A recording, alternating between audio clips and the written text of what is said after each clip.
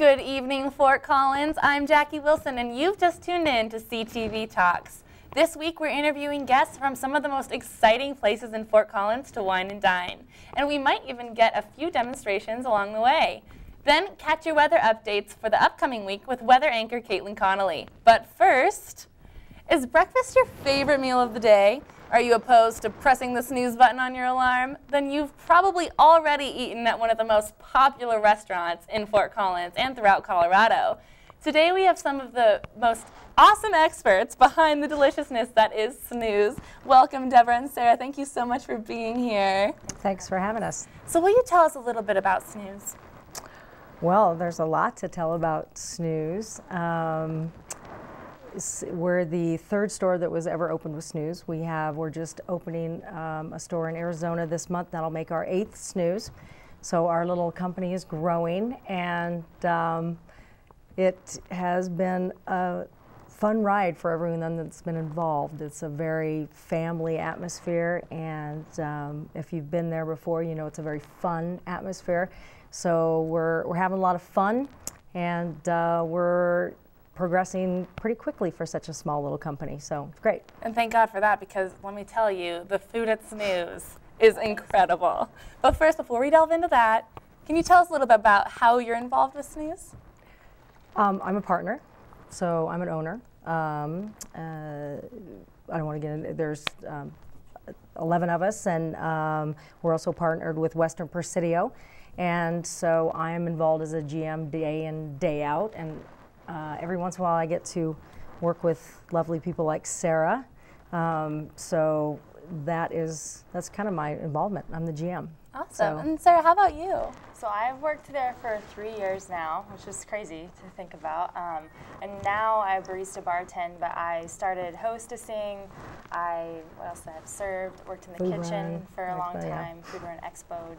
So now I'm just barista bartend. That's Which is so awesome. much fun. It's my favorite position for sure. Kitchen was great. It was a great experience, but being out front is just completely different. Right, and if you've ever been out front at Snooze, you would realize how busy it gets. So busy. And can you tell us a little bit about what that's like, maybe on an early morning, what that whole scene is about? It's all, like, in terms of, like, from our perspective, it's all about prioritizing, I would say. And it's fun. It's the team, and that's what we're all about, and it's like family. So it doesn't even really feel to me like I'm working when I'm there, because I love everyone I work with so much that it just, I don't know, it's just like another day. Yeah, that's great. Yeah. And it's amazing because that atmosphere really does rub off on all your customers. There's great music in the background, and there's fun people serving you, and it just looks like everyone's having such a great time. Right. But maybe even better than that is the food. The food. So let's get to the food, shall we? What is your favorite meal on the Snooze menu? My favorite meal, I always recommend to our guests to split the Benedicts, and I love the upstream Benedict. It's my favorite one, probably. The upstream and the chilaquiles. Two favorites. Good. And the Bella Bella. I can't ever decide. Can you tell us a little bit about what those are? So the upstream has, just put my hands on top of my hands. The upstream has spoon bread. It's like almost like a sweet cornbread, and then they do a smoked salmon with these piquito peppers, and then they had the poached egg and cream cheese hollandaise on top, and it's delicious. So delicious. So good. How about you? What's your favorite Oh, dish? corned beef hash. It's the first thing I ever had at Snooze when I was going in to scope out the restaurant, scope it out, and it's still my favorite. We get our corned beef is made daily at Custom Corned Beef in Denver, a local company, and they get their meat from Nyman Ranch. It's a sustainable company that we're partnering with, and it's by far still my favorite. Right. Crispy. Corned beef hash, crispy. Crispy. Always got to do the little suggestions, the right? nuances. It's breakfast. You got a nuance. And you get to do what you'd like with it, which is great, because even on the menu it says something about how you can kind of personalize it, just let them know, be reasonable and patient. Right. And that's so great. So as a server, how is that dealing with all these little picky things?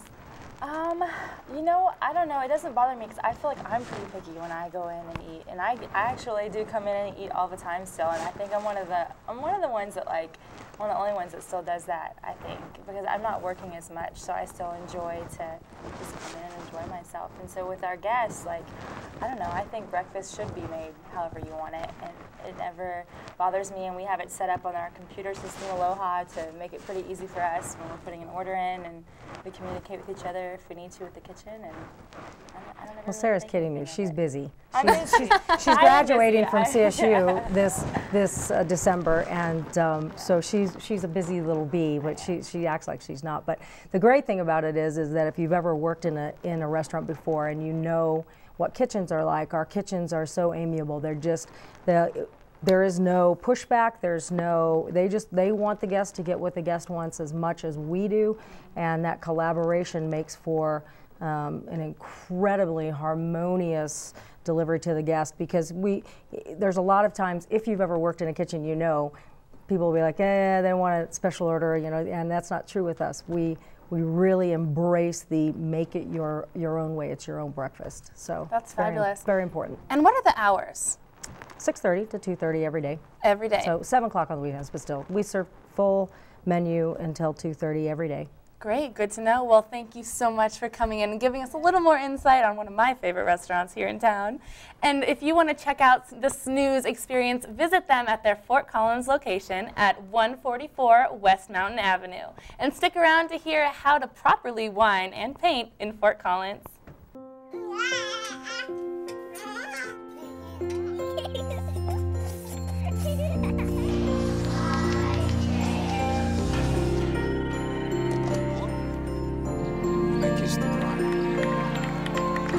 A full life, measured in seats, starts with the right ones early on. Car crashes are the #1 killer of children 1 through 13. Learn how to prevent deaths and injuries by using the right car seat for your child's age and size. Welcome back, Fort Collins. Sometimes it's hard to stay creative and to find time for art in our chaotic lives. Pinots Palette, Fort Collins, has decided to solve this problem by bringing fun, creativity, and inspiration together all under one roof. Thank you so much for joining us. Would you mind first introducing yourselves? Well, hello, I'm Kim Fain, and Tony Curtis. And we own and manage and operate Pinots Palette in Fort Collins. Wonderful. And for those of us who might not know, what is Pinots Palette? That would be yours. Pinots Palette is a great place to socialize and meet people. You come in, it's called a sip and paint because you get to come in, drink wine, drink beer, and paint. How can you get better than that? You can't. And so, exactly, that's what I'm thinking. And I actually had the opportunity to go last Sunday, and it was a fabulous time, let me tell you something. Will you tell us a little bit about how you select your paintings? Well, we actually have a matrix that we use, and analytics. We know which paintings are the most popular. Which ones have been taught the most. We have our own little painting here. Let's get started. Yeah, this is called Whimsical Fall. And looking at it right now, you would not know what it's supposed to end up being, but it's actually a fall tree. So what we're going to have her do is to take the largest brush, and we have a couple of paint palettes here, the purple and the yellow, and we're going to ask her to just make some leaves in the background there. Warning, I am not an artist. All right. Just a little bit. Wet your brush and just be creative and free-flowing. Yeah. Oh gosh, here we go. It's nerve-wracking. Oh, geez. That's where the wine comes in. This is where the wine comes in. Yeah. And I heard you also have some very technical names for these brushes. Oh, big brush, little brush, and teeny brush. So you obviously need to have an art background to really understand what's going on here. Okay, yeah. All right. Yeah. So we've got some beautiful yellows. Now do some Here we go. purple. Got some purples going on. Yeah. Alrighty. One of our artists pre-prepared this for the show. You can tell. Shh, it was me. It was me. I did this. Just kidding. Do you see? I already feel like an artiste. This is fabulous. Flowing, yes. All right. So now, what's the next step after all these? The next step is you're going to want to take this small brush, and you're going to want to dip it in the black, and now you're going to make your tree trunks. Oh boy. And that's where the painting is going to actually take shape and look like something. So a lot of our measurements are done with finger and hand widths. So right now you're going to go 1 finger up and 2 fingers over, and you'll make a black dot. I see this is a very technical process. It's very technical. And then you're going to go over 2 fingers. Let's see. How do I do that? 2 fingers, and then this one will be a little bit higher. Alrighty. There you go. And then this next one is going to be a little bit higher than 3 fingers up. Alrighty. And so that's the base of your tree trunk. So now you're just going to paint the tree trunks all the way to the top of the painting. Okay. And just remember that trees aren't straight. Yep. Thank you for that. All right. So that's just an example of how our paintings are step by step, and they just get developed layer by layer. All right. And anybody can paint these paintings. And so from each dot up? Just each dot all just straight up off the canvas. All right. There you go. And I think you can all tell that my background is number not 2. necessarily in art. However, it is dripping. And A that little is drippage. a little beautiful. It's a longer tree. There you go. It's got a little thick of a base, but that's all right. So tell me again, what is your favorite part about Pinots Palette? My favorite part is that when the people come in, they're a little nervous, a little scared. I have never touched a paintbrush in my life. At the end of the night, after they've gone through this with our artists, step by step, they wind up with a beautiful painting that they've done, and they're extremely happy. They smile. It's just the fun of being around people. And do you think that has anything to do with the wine? Maybe some people. Maybe. Some people I don't blame them. drink. You don't have to be 21. This is true. And so Yeah. you also provide these painting services and classes for kids, I hear. We do kids classes, we do after school kids camp, spring break. We have some shop and drops coming up over the holidays. And our youngest painter is actually 4. And our oldest painter was 93, Yeah. I think. Wow. We had this We have really all old ages, man come yeah. in. He was really sweet. That's amazing. And one of my favorite things about being there was just seeing all the variations in the painting. Even though you're painting the same thing, they all look so different, and it's so unique. Really lets your kind of self-expression shine through. Yes, absolutely. All right, so what's my next step here? Okay, your next step, now you're going to want to do the branches. Okay. So just kind of wherever you want your branches Just branch to them out reach like the just trees. Yeah. Branch out. You can show All the right. picture too. Yeah. There I we don't know go. if you can see the picture. Definitely. Okay. All right. Yeah. We're Just just gonna- however you want those to look like. And Oh, voila, yeah. you went from, From Some nothing to a little spots. something. and now you've got some trees. And there you go. And the All more right. branches you put on, the more depth it has. Very And neat. It's one of our most popular paintings. It's just a lot of fun.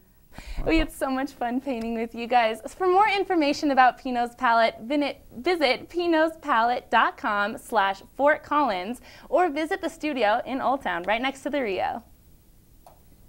Now here to give us some weather details for this upcoming week is weather anchor Caitlin Connolly.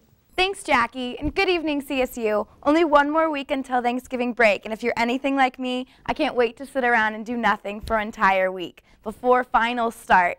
The rest of the week will feel like today, and the highs will be in the mid to low 50s. Saturday, it'll start to get a little colder with a high of 51 and a low of 31. And on Sunday, there is a 30% chance of snow, with the high being 38 and the low being 21. But going into Monday and Tuesday, it'll start to get warmer again, and it will be back to a high of 48 on Tuesday. If you're going to Denver this weekend, the highs will be in the low 50s, and Sunday there is a 20% chance of rain, but there's a high of 40, so it doesn't look like there will be any snow down there. In Vail, it'll be in the mid to low 30s for the rest of the week, and there is a 50% chance of snow on Sunday, where it will be 28 degrees. There was a deadly typhoon that hit the Philippines on Sunday, and they are looking for many resources to help with this destruction.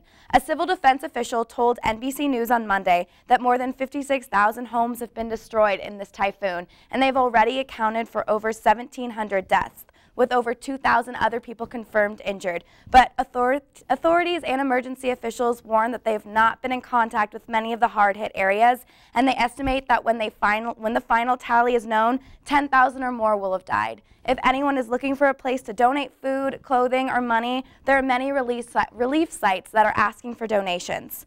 I hope the rest of you have a fun and safe week and weekend. Thank you for watching CTV, and make sure to help out wherever you can. I'm Caitlin Conley. Back to you, Jackie.